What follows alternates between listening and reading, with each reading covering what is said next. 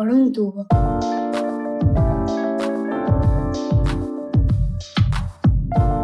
Bienvenidos a Medicina por un tubo, el podcast de Roche España en el que tratamos de explicar de un modo sencillo los avances más complejos en el mundo de la investigación médica.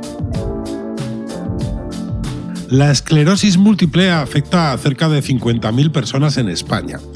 No conocemos el origen de la enfermedad y es la principal causa de discapacidad por causas no traumáticas en adultos jóvenes. El 30 de mayo es el Día Mundial de la Esclerosis Múltiple y desde Roche nos sumamos al esfuerzo de asociaciones de pacientes y profesionales sanitarios por dar visibilidad a la que se conoce como la enfermedad de las 1000 caras. Hoy aprenderemos sobre ella y sobre los tratamientos que frenan su avance. ¡Empezamos!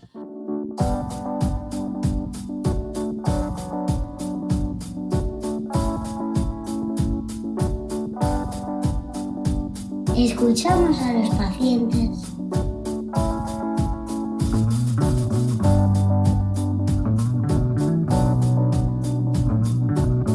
En Medicina por un tubo siempre escuchamos a los pacientes. Hoy conversamos con Pedro Carrascal, presidente de la Plataforma Europea de Esclerosis Múltiple y director de Esclerosis Múltiple España. Queremos conocer más sobre la enfermedad y sobre cómo están viviendo estos días de confinamiento por la COVID-19 los pacientes. Pedro Carrascal, buenos días. Hola, muy buenos días. La pandemia del COVID-19 nos ha impactado a todos, pero lo ha hecho de un modo especial en los pacientes con esclerosis múltiple.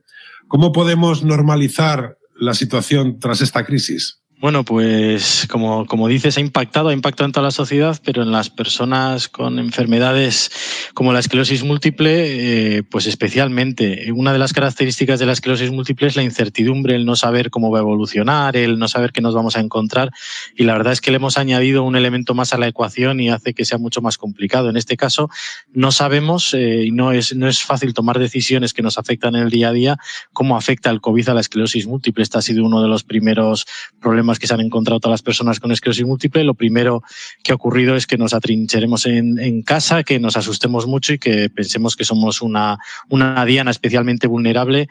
Esto, aunque no se ha demostrado que es así y aunque no se ha visto una especial agresividad o afectación del COVID con la esclerosis múltiple, tampoco tenemos aún los datos de los registros a nivel mundial y de los datos en España para decir que tampoco es así. Por lo tanto, vivimos en un momento de incertidumbre en el que la vuelta a la normalidad o a la nueva normalidad es difícil de gestionar sin tener aún los datos de qué está pasando y cómo nos afecta. Si bastantes incertidumbres teníamos ya, ahora tenemos las mismas, pero al cuadrado.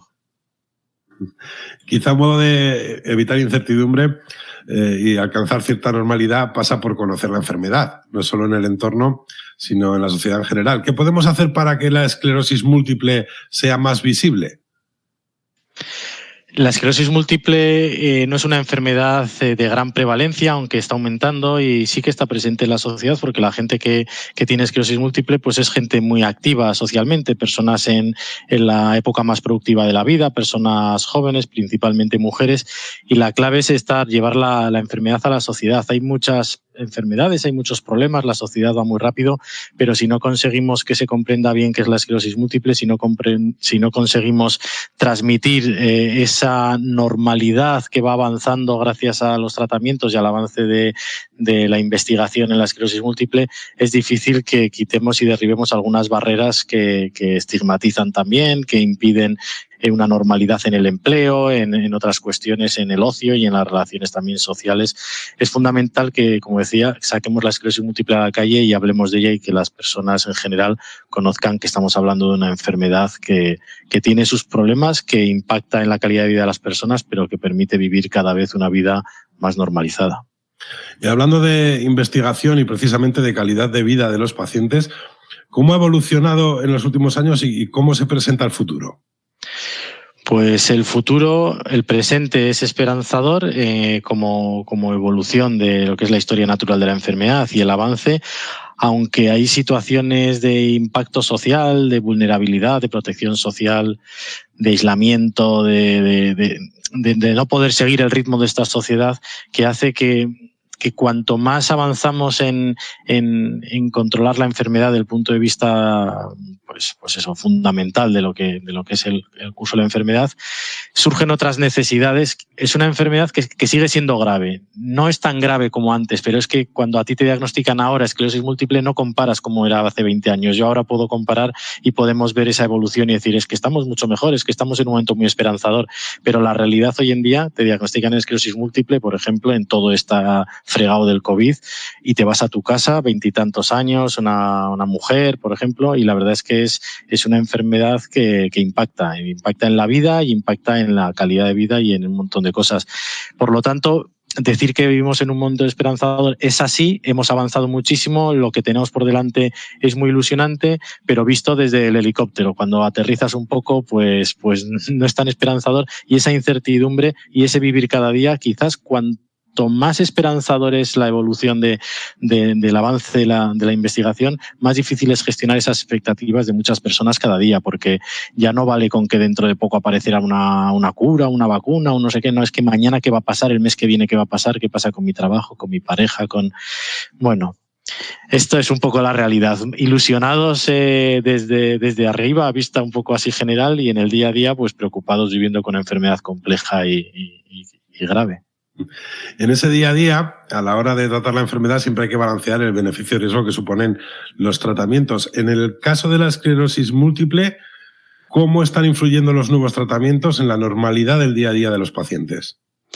Pues están influyendo para bien y de forma muy importante, porque permiten una enfermedad mucho más controlada, sin brotes o con brotes más distanciados o con menor impacto, y permiten, con esa diferencia también, con ese abanico de opciones terapéuticas, pues adaptar también a estilos de vida. No es lo mismo pues si te vas a quedar embarazada, que si viajas mucho, que si pues el tema de cómo vas a manejar esa administración del tratamiento. La verdad es que hay muchas opciones y todas son muy válidas.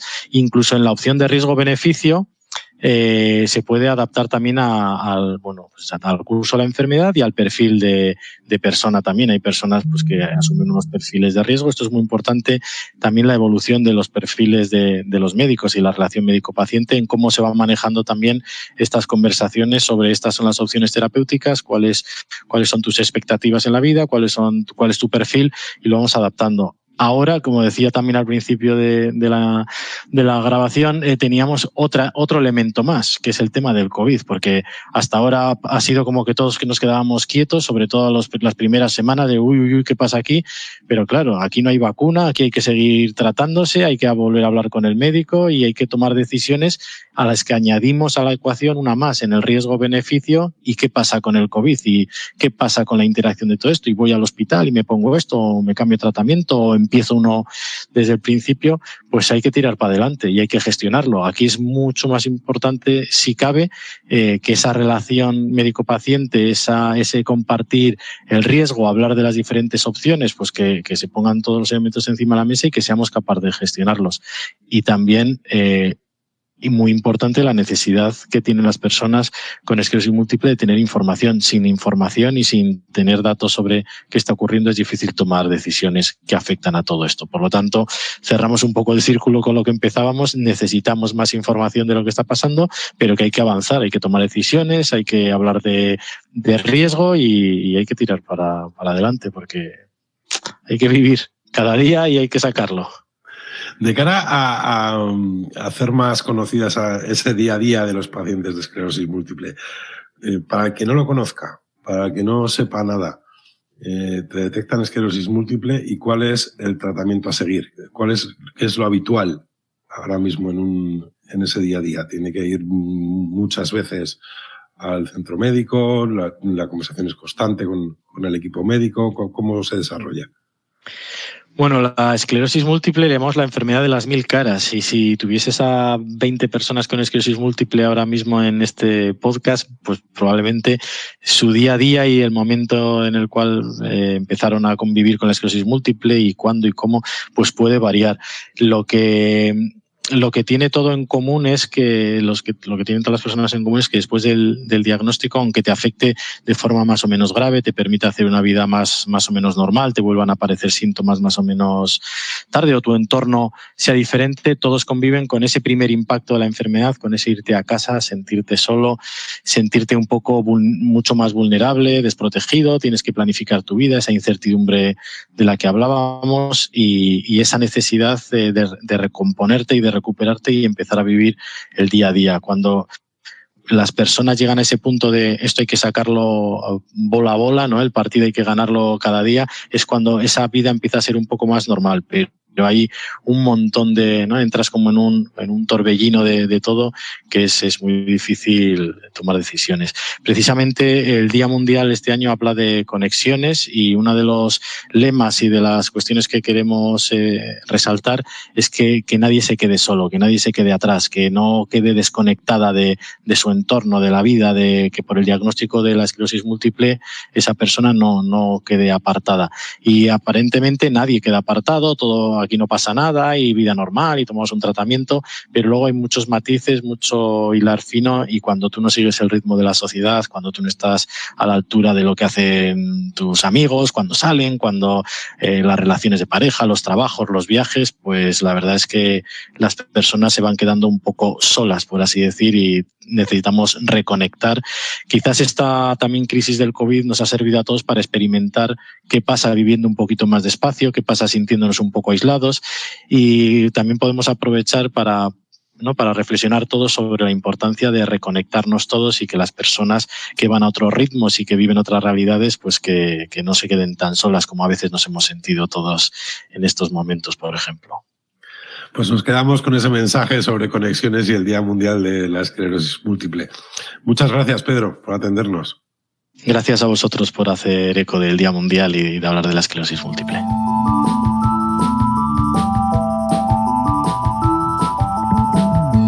Que hablen los que saben.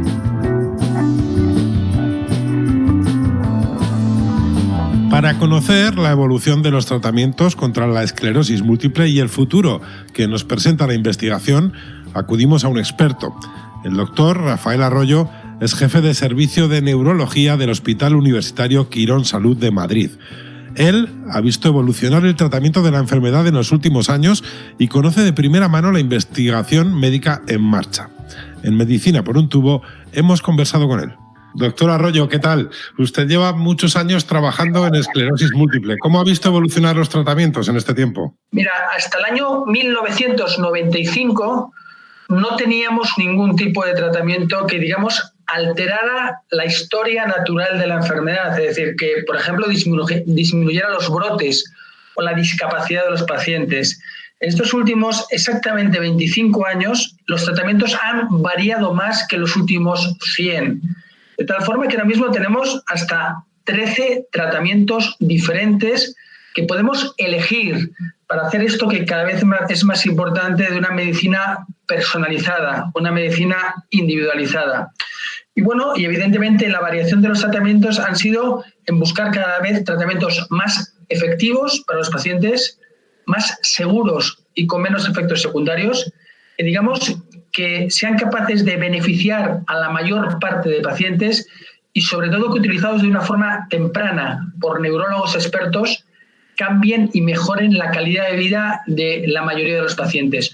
No lo logramos de todos, pero cada vez más, incluido esos pacientes que se llaman enfermos progresivos, que hasta ahora no teníamos ningún tratamiento y que en el último año hemos incluso obtenido un nuevo tratamiento para la esclerosis múltiple progresiva. Más individualizados, más personalizados, más efectivos y con menos efectos secundarios. Y esto es lo que estamos poco a poco consiguiendo a lo largo de estos 25 años. ¿Y esta evolución cómo se proyecta en el futuro? ¿Qué nuevas líneas de investigación se presentan? Bueno, a mí el nombre de esclerosis múltiple me viene siempre hilado a investigación, ¿no? Esta enfermedad es la que más avances ha conseguido en investigación neurológica de todas las enfermedades, afortunadamente para estos pacientes, ¿no? Es decir, si queremos avanzar, lo único que tenemos que hacer es una investigación de alta calidad. Hay que reconocer que España desde hace muchos años, es líder en investigación clínica en esclerosis múltiple. Centros como el mío o muchos centros en España han liderado la aparición de estos nuevos fármacos. Pero no nos tenemos que conformar con lo que tenemos, que son buenos fármacos en muchos pacientes. En estos momentos, por ejemplo, prácticamente en este mismo año se van a poner en funcionamiento varios ensayos clínicos internacionales en fases ya muy finales para probar medicamentos. Por ejemplo, nuevas dianas en la inmunidad. Estamos fijándonos ahora mismo en dianas de lo que llamamos inmunidad innata, que hasta ahora no habíamos tocado y que creemos que incluso fármacos orales van a ser capaces de incluso mejorar los fármacos que tenemos en estos momentos y también testarlos y probarlos en estas enfermedades tan difíciles como son las enfermedades progresivas. Diría que el mundo de la esclerosis múltiple y sobre todo la investigación en esclerosis múltiple sigue progresando y desde luego hay que ser optimista porque, insisto, en este mismo año van a aparecer otros nuevos fármacos en investigación avanzada que desde luego yo considero que son muy prometedores para muchos pacientes que aún no somos capaces de controlar suficientemente bien. Y en este mismo año la verdad es que estamos viviendo una situación un tanto anómala. ¿Cómo ha afectado la actual crisis, la actual pandemia de la COVID-19 a los pacientes de esclerosis múltiple? Bueno, yo creo que evidentemente, pues como casi todas las personas, los pacientes con esclerosis múltiple han sido afectados por esta pandemia. Bueno, yo creo que hay que resaltar que en un principio es una enfermedad inmunológica. En los datos que tenemos hasta estos momentos es que estos pacientes han sido especialmente vulnerables para padecer esclerosis múltiple. Tenemos que decir a los pacientes que por tener esclerosis múltiple no tienen más propensión a tener esta infección ni va a ser más grave. El otro comentario que le hemos hecho es que los pacientes, incluso con algunos tratamientos o algunos tratamientos incluso inmunosupresores, no hemos visto una mayor incidencia o frecuencia de tener la enfermedad. Por eso la información era muy clara. Nunca dejar los tratamientos que estaban tomando o utilizando o poniéndose los enfermos. Nunca parar los medicamentos y eso ha sido una cosa fundamental. Sí es verdad que los pacientes sí se han visto condicionados y algunas veces con un cierto temperamento por el confinamiento. Los pacientes con esclerosis múltiple deben caminar, andar, hacer ejercicio, hacer fisioterapia, hacer yoga, hacer natación, hacer pilates, hacer mucha actividad física programada, ordenada y bien diseñada. Y claro, esto no lo han podido hacer como lo estaban haciendo hasta ahora. Sí es verdad que ha habido teleasistencia, pero no es lo mismo. Y esto es tal vez lo que más ha condicionado a estos pacientes que han disminuido su actividad y esto lo estamos viendo ahora mismo en nuestras consultas presenciales y en algunos niveles ha sido una cosa fundamental.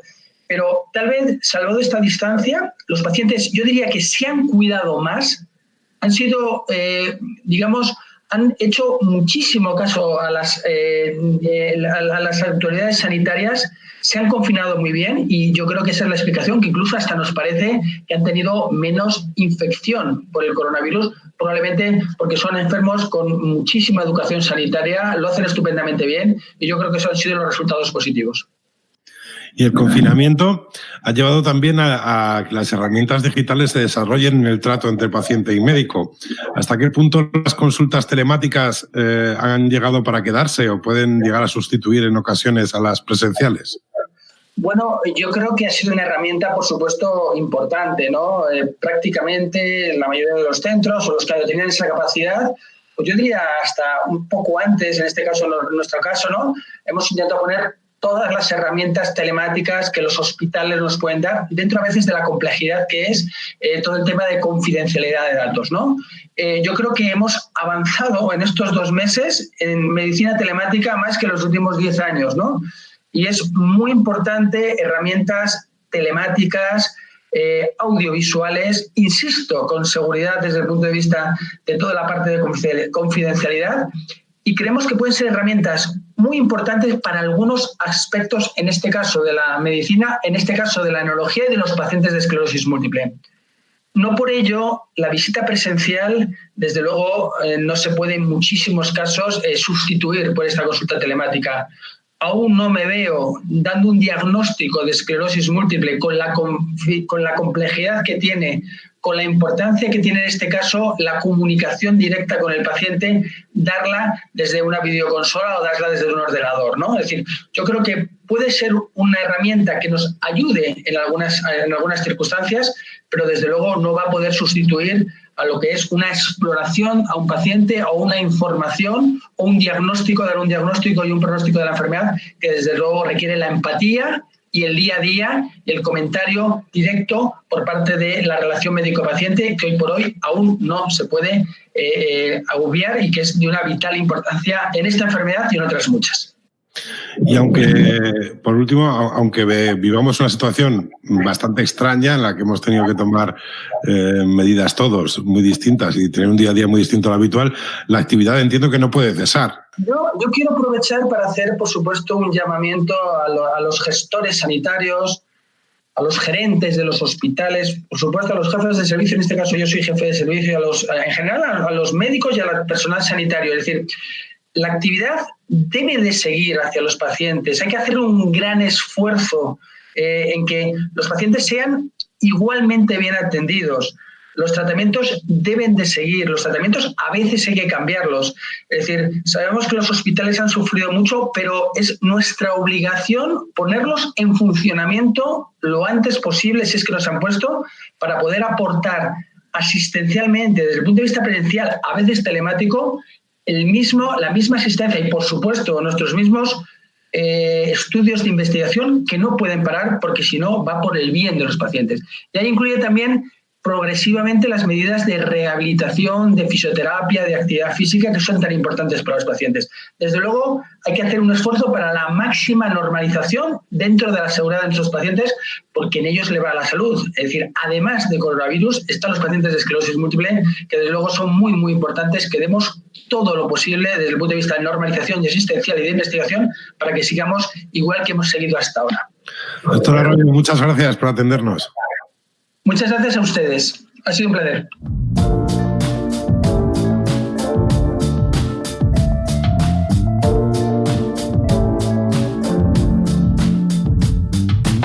Vivimos un tiempo de cambio, de mejora en los tratamientos de la esclerosis múltiple gracias a la investigación.